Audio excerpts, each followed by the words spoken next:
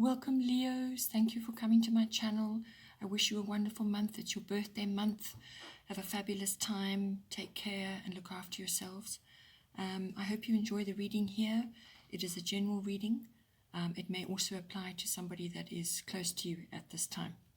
So I do hope you enjoy it. Please like and subscribe if you do. And just remember that if you have strong influences in your birth chart associated with another sign, then you can cross-watch to my other videos for further insights. I have shuffled and laid out the cards. I use the 12 houses of the zodiac, and as the cards are appearing in each house, then those are the influences that are coming to bear at this time. So now in the first house, we have Pluto, transformation. So now the first house is everything to do with yourself, your physical body. It's also your appearance, how you are coming across to others, what you're projecting to others, what they see when they see you. So it's your physical body, but it's also your personality and your observable characteristics. It's also your self-oriented interests and very personal issues to do with yourself and how you are making your way in the world, how you're being received by others as well. So now with Pluto transformation coming in there, it's a powerful card. It really does say what it is. It's transformation. So this is affecting how you are coming across to others. You may be coming across as being quite intense or maybe even secretive and sort of having sort of quite a lot of personal power or sort of deep power. You may also just be making transformational changes in all areas of your life, or just really going within to do some deep self-analysis. This card also brings in renewal or regeneration. So whether this is something to do with a physical issue or renewal, perhaps you've had a sticky period with the health issues, and now you're getting over that and you're starting to regenerate, or maybe you've had a little bit of an injury or something, but it's all about renewal and regeneration. Sexuality comes up very strongly with this as well. So, you could be coming across as that, or really using, harnessing that in a relationship at this time. Pluto also rules the underworld, so something could also very well be coming to the surface for you at this time. So whether this is in your environment or whether it's out of your personal, how you feel. So it's your feelings, it's your desires, it's your personal power, or it could even be a secret. Something is coming up into the light. And so this could be very personal, or it could be, to do with issues that you're facing in your current life at this time. So it also kind of brings in beginnings and endings. So something will end and something will begin. You may feel a bit uneasy at this time over that. There could also be a few power struggles going on because this is Pluto. Something from the past may not turn out to be what you thought, and it could be a little bit upsetting as well. So you thought it was one way, and it actually turns out not to be like that at all. That can happen. Also, please watch your finances, and also issues to do with tax. Any of those sorts of things can really affect you at this time. So now also with this card, because it's appearing in your first house, your seventh house, which is the opposite of the first, the seventh house deals with all your relationships. So how you are in yourself and what you're projecting outwards is ultimately going to directly affect your relationships as well. So what's going on under the surface in you is also going to come out, but it's also going to affect any close personal relationships as well. In the second house, we have Black Moon Lilith, mystery. So the second house is everything to do with your money, your income coming in. It's also to do with all your possessions, what you own. It also rules your self-worth and your sense of security. It's also your value systems and property, real estate, anything like that comes into this second house. So with this card coming in, it can manifest in different ways, but it could be that something's not clear to you at this time. So you might just have to wait a bit for it to resolve itself, or for something to sort of occur. As I said, things may be coming to the surface as well, and it does kind of appear elsewhere in your chart, where perhaps you may just need to wait until the timing is right in order to do certain things. So it's you may also be waiting for something to happen. You may also be sensing undercurrents around you as well, or just sensing something's coming but you can't quite see what it is or sense what it is 100%. The other side of this is also the darker feminine, which is command and strength. The darker feminine is almost like the witch side of us, but it's all those strong, deep emotions, which can also turn negative as well, and that becomes emotions to do with anger and bitterness, envy, even obsession as well. Revenge comes in there as well. But it could also just be that you may just have to command, your inner strength, not give in.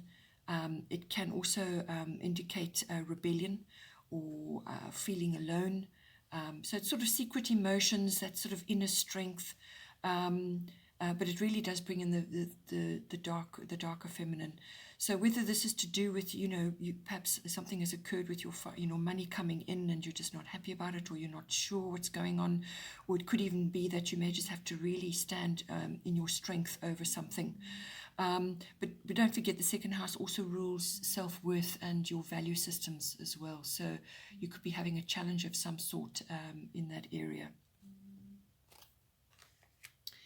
Then in the third house, we have fire element, desire. Third house is everything to do with communication. It's also to do with what you're learning at this time. It covers all kinds of communication, so that's verbal, written, even body language. It also covers your neighbors, and it covers short journeys, and it covers documents and contracts of all kinds. So it's self-expression in all these different forms as well. So with fire element, desire, this is about, as I said, how you express yourself. And this could be to others around you, but it's it could be family members, it could be siblings, cousins, aunts, uncles, those sorts of relatives, or it could be the greater public, other people that are around you at this time. So it's how you communicate, how you go about that, and it's also about this card brings in determination. It brings in desire. So it's the what you want, and it's about being assertive about what you want. But it also, you need to be honest as well with yourself and with others. You may also be acquiring a new perspective of some kind on perhaps how you need to do things going forward. Perhaps it's some kind of realization or a wake-up call. It's also about having courage to initiate certain things in any one of those areas. You could be experiencing sudden changes or spontaneous change, or you could be experiencing a new start of some sort. If you're learning something, you could be changing that and going in a different direction altogether. But it could be a very quick action as well. So one day you're doing one thing and the next day you've got to change it. It's also about having daring as well. So if you're wanting to change the way you communicate, or you're busy with some kind of contract, or you may how you go about it may undergo some kind of change, or you may just realize something really important to do with that. This third house also covers short trips. So you may come to an understanding about something, or something may change at the last minute, or you could just really have start something completely new and go off to a different place altogether, and it brings in some kind of form of learning, or you get some kind of realization while you're away. But these are like short trips. No, it's not a long journey. It's sort of in your local area as well. Then in your fourth house, you have Sagittarius IC. So your fourth house is everything to do with your home, your physical home. It's also your the energies and emotions and things going on in your home. It's also your relationship to your roots, your foundation, your family tree, where you came from, your ethnic identity, your ancestors, that kind of thing. It all comes in to your fourth house. But it really is the foundation of your life, but it's also your actual physical home, and the energies going on in your home. So with Sagittarius, I see coming in, you may just be feeling really restless at this time, desiring more freedom, however that applies for you. And you may just want to, or you may need to at this time, change your routines. Maybe you're just so bogged down in your same old routine that you really are just tired of it now, and you need to change things up, or you need to get rid of them altogether for a period, just to give yourself some breathing space. Because Sagittarians are restless. They love to explore. They like being outdoors. They enjoy freedom, a lot of freedom. So you may be requiring that at this time in your home environment. It's out of the ordinary. If you're changing your space, it's a very creative energy, but it's you're going to want to make it larger than life. You may also need to create some sort of outdoor space for yourself. You may also be expanding in your home in some way. Maybe you're making additions, or you're changing the size of your home, but you're expanding your environment. If you're wanting to change the colors in your home, it could be you're bringing in sort of the blues and the violet colors. It could just be a simple paint change. It could also be that you have someone in your home who is inspiring big ideas in you. They're inspiring perhaps travel ideas, or they're just larger than life. They're very social and very outgoing. So you may have somebody like that in your home, which is going to inspire you in different ways. You could also be when it comes to your roots and your foundation and your ethnic identity and so on, you could also be experiencing religious or a philosophical approach to that. Perhaps you're putting to bed old issues that have kind of dogged you, or you're looking at things now differently. But it's almost like it's got religious or possibly philosophical overtones to it as well. Then in the fifth house, we have South Node, life's debts. So this is a card which is about karmic issues, but it's also about old baggage that needs to be dropped or dealt with. So now in your fifth house, this is the house of children, your children or somebody else's children, children that you're associated with. It is also the house of creativity in all forms, which is not necessarily artistic. Can be any form of creativity, whether it's handwork, or how you speak, or how you dress, or how you conduct yourself. The work that you do, it could be creative. There's lots of ways this can come in. It's also the house of love affairs. So this could be a love affair that you're grappling with at this time and you're dealing with. It could also be the fifth house is also to do with all forms of recreational activities. So having fun, going out, socializing in those sort of recreational activities. But with this card coming in, it's quite a strong card. So this is bringing up karmic issues. These are things that you need to deal with now. You need to leave the past behind, and in order to move forward. It's very necessary growth at this time. So growth out of what was into what must be. So if there's something finished or something unresolved in your life, you need to deal with that. It can bring in endings and beginnings of all kinds. And it could be really quite a strong ending and a fresh new start. And it will feel hard in the beginning, but ultimately it's putting you on the road, a better road, your road to your future. You may, if you're in a comfort zone or a rut, you need to get out of it, because you can't deal with this life's mission. You can't get on to bring out the very best, the highest potential of yourself, or even of it could be your children that are facing this as well. So they could be going through all these things. In order to reach your highest potential, or for your children to reach your highest potential, or for your love affair to reach its highest potential, you have to let go of the past. You have to close the doors, finish things, sort out unresolved issues, and move forward. And it's also about preparing for the future. So all of those things must be tidied away. You may be facing blocks and obstacles, and if that is the case, then that is telling you that it's not the right path for you. You need to actually, if you can't resolve it, or you're going to have to let it go. And it's also about making new contacts which are going to carry you forward into your future. So it's all about letting go of the past, closing the doors on that, so that you are preparing for a new future. And it can come up in any one of those areas of the 5th house. Then in the 6th house, which is, this is your house of work, your workplace, your work colleagues. It's also your house of daily routines. It's also the house of health and diet, and it's the house of pets. So now with air element communicating coming in, it's exactly what it says. But this is also, when it's to do with work, or it's also about mastering your craft, whatever it is that you do in your daily life. So now with the air element communicating coming in, it's exactly that. The air element is about communication in all forms, but it's also about thinking. So you're going to need to think things through, about what you want to do in any one of those areas. You need to apply logical thought. You're going to have to be objective. It's also about gaining clear sight, seeing things clearly.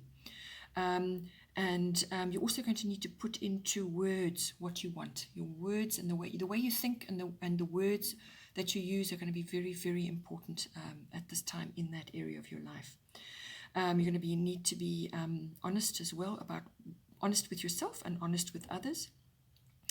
This card is also the card of manifestation. So what you think and what you say is going to manifest for you. So ensure that your thoughts are positive, that what you say is positive, and you only focus on what you want, what you're trying to bring into your life, and not on lack, and not on difficulty, and not on troubles. You want to bring in the positive things in your life, and you can only do that by focusing on the best parts of what you want to bring in. It's also you may be sort of dealing with learning institutions, whether this is science or technology, that may also come in. Air travel may come in to do with your work as well. When it comes to your health and diet, this is all about the brain and the eyes and your voice as well. So you could be struggling with a bit of overthinking, so it's like headaches and eye strain, things like that. You may also lose your voice as well. And that is a time then to go inward and reflect on what it is that you actually need to say. So all of those issues may come up for you at this time. In the 7th house, you have part of fortune increase. It's a lovely card. So this is coming in for you in your house of relationships. This is close personal one-on-one relationships, and it's also so that can be a love relationship, or it could be a business partnership, or a relationship with someone else in your environment that you have a close personal one-on-one relationship with. So now part of fortune increase. So this is, as I said, your first house was all about transformation, and a lot of deep sort of emotions and transformation going on there, and that's going to affect this card. So I feel if you input what we discussed in the first house, it will bring about this in your house of relationships as well. So, but if this is to do, this card brings in destiny and fate in your relationship. So what this means is that the person that you are in this relationship with, you will help each other reach greater heights and overcome challenges. So it's your highest potential. So the two of you have agreed to do this, to be in this relationship, to bring about those goals that you want. It would have been very difficult for you to do it on your own, but joined together, you're going to help each other. It's the reason you are together. All right. So this card also means the stirring of the waters to release hidden talents and abilities. So you could easily do that for each other. It's also about healing difficult issues or conflicts, finding balance, But you've got to work together with this person in this relationship to harness the very best benefits for that. But it's a very beneficial card, and it can really propel you to greater heights in your relationship. Then in the 8th house, we have Virgo, I analyze. The 8th house is to do with your big finance. So this is accounting, banking, insurances, investments, taxes, and legacies, inheritances, anything like that. It's also dealing with other people's resources or money. So if you're in a profession where you deal with that. It's also the house of sexuality. It's the house of personal power, and it's also the house of beginnings or endings and beginnings. So a very powerful house. So some things may die off in this house and regenerate from that. Regeneration came up before. But in any case, what you need to do with Virgo, I analyze in this house, is what this is asking you to do is to get organized. This house also covers the merging of your emotional and material resources in a relationship. So this is a love partnership or a business partnership. It's the merging of your resources, emotional and material. So you need to get organized. Whatever it is you're going to do, whatever you're going to bring about in any one of those areas, whether it's your finances or however you want to do this, it must be useful. It's got to be useful. Things must serve a purpose. You're going to have to streamline how things are going to be done, or how you're going to merge, or what you're doing with your finances. You need to get rid of or release what is not working for you. So you need to assess the details. You've got to analyze the results, go through the details, analyze the results, and figure out what is working, what is not working, and apply critical thinking into what it is that you want to do. You're going to have to address problems as well, and you need to be reliable in what you're doing. So if you're dealing with other people's money, you need to be reliable in what you're doing, and you need to be able to bring up the figures and the spreadsheets, and actually have control of the facts and the figures. With this as well, Virgo can bring in sort of criticism, whether you're being critical or someone is being critical of you. It can also bring in worries, perhaps worrying about things, overthinking, nitpicking is the other side of this. So you need to aim for a balance where, yes, you do need to get organized and streamline and get control of the facts and figures, but not to the point where you're just annoying everybody around you and obsessing about detail. Okay, there is a fine line there. There's a balance to be had. Then in the 9th house, we have Sun Spirit, a lovely card coming in. So the 9th house is you meeting the world, or the world coming to you. So this is international travel of all kinds. It's foreign cultures, anything foreign, whether it's foreign people, foreign cultures, foreign ideas, foreign concepts, foreign products, so import, export, anything like that. The 9th house also covers exploration and adventure. Okay, so it covers other things like higher education, so university education or adult education. This 9th house also rules religion, philosophy, and teaching. It also brings in public promotions, so public relations, promotional work, publishing. It's also the house of law. And it's the house of in-laws. So with Sun Spirit coming in there, this is a very positive, uplifting card to be having in that house. So with the Sun Spirit card coming in, it brings in all nostalgic ideas to do with summer, or yearning for summer, or experiencing summer. So that's all the joys of the summer months. You could be sort of planning events over that period, or it could be just simply that you're inspired and you want to travel to a warm place or a sunny place, or just inspiration to travel and explore. So it's the freedom of that. This brings in inspiration. It could also be you harnessing your inner spirit and radiating that outwards. So therefore you will be very influential in what you're doing in any one of those ninth house areas. You may also just be getting the strength to get things done in those areas. It's about enthusiasm. It's your personal brand. It's positivity, being positive. Also, this card can also bring in being noticed. So you could be noticed in some way, whether this is on the stage or in some area to do with the ninth house. But you will, possibly be in the limelight in some way. You could also win a prize or win a reward of some kind. You will also be required to show leadership in some way. And this card can also bring in majesty, so feeling majestic or feelings of majesty. So really feeling good about what is going on.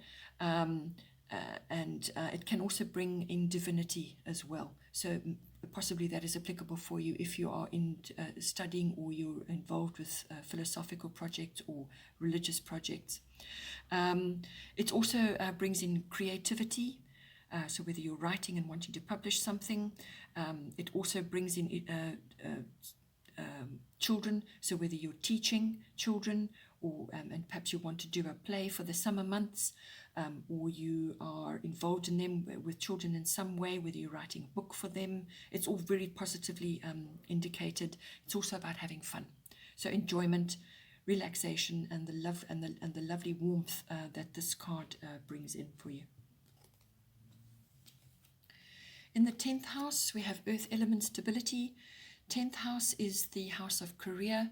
It's a house of fame, reputation, public status, ambitions, authority figures, and somebody who's really influential in your life. It could even be a father figure or a mother figure, whoever's the most influential in your life, or it could be a mentor as well.